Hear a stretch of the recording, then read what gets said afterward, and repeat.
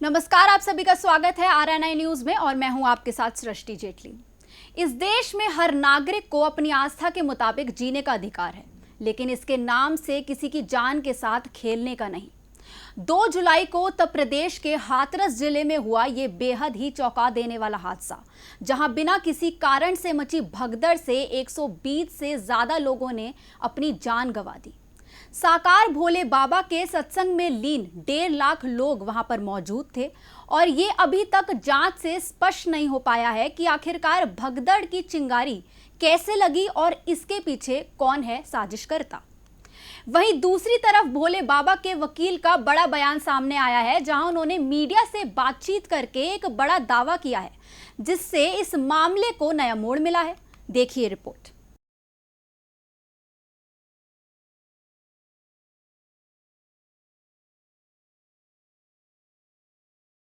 2 जुलाई को हाथरस जिले के मुगलघड़ी गांव में चल रहा नारायण साकार हरि उर्फ भोले बाबा के सत्संग के बीच अचानक भगदड़ मचने के कारण लोगों को अपनी जान से हाथ धो बैठना पड़ा।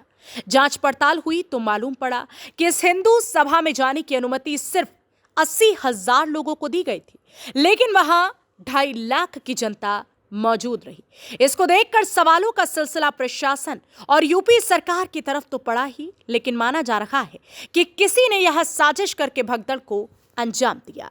हम लोग इस बात को किसी भी प्रकार से डिनाई नहीं कर सकते कि इस प्रकार की घटना केवल एक हादसा नहीं होता, और अगर वह घटना घटित हुई है तो इसके पीछे हादसा नहीं तो साजिश किसकी है। हाथरस भगदड़ हादसे से जुड़ी एक नई थ्योरी सामने आई है, जहां भोले बाबा के वकील AP सिंह ने बड़ा दावा किया है कि सत्संग के समय कुछ लोगों के पास जहरीला स्प्रे था और उसको छिड़कने के बाद मौजूदा लोगों को सांस लेने में दिक्कत होने लगी, जिसके कारण भगदड़ मच गई और लोग मारे गए। रविवार को दिल्ली में मीडिया को संबोधित करते हुए उन्होंने यह आरोप लगाया कि भोले बाबा की बढ़ती लोकप्रियता को देखते हुए किसी ने यह साजिश रची, जो कि पहले से नियोजित थी, और उस वक्त 10 से 12 लोगों की टीम ने इसे पूर्ण किया।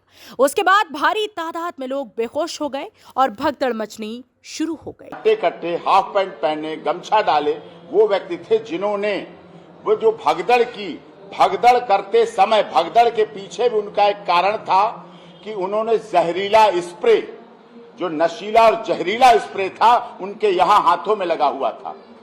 जहरीला स्प्रे के इतने बड़े स्प्रे जैसे करते हैं, वो इस तरह जहरीले स्प्रे, नशीला स्प्रे यहां लगा हुआ था, और ऐसे 10 से 12 लोग थे लगातार लगे हुए। उन्होंने इस तरह से ऐसे उसको ऑन कर रखा था, दबा रखा था, जिसकी वजह से वो अपना भाग रहे थे सामने कि उन पर वो असर ना करे। देखिए कितनी बड़ी साजिश, कितना बड़ा षड्यंत्र रचा गया। फिलहाल यूपी पुलिस की स्पेशल सेल ने मुख्य आरोपी मधुकर को गिरफ्त में ले लिया है और तहकीकात में जुटी हुई है। आगे यह देखना बाकी होगा कि इस साजिश की मुख्य वजह क्या रही और कौन इस षड्यंत्र के पीछे मास्टरमाइंड है। तो जैसा कि आपने देखा, इस मामले के कई रूप सामने आ रहे हैं और बयानों का सिलसिला खत्म ही नहीं हो पा रहा है। आगे ही इस तरह की रिपोर्ट्स के लिए बने रहिए RNI के साथ।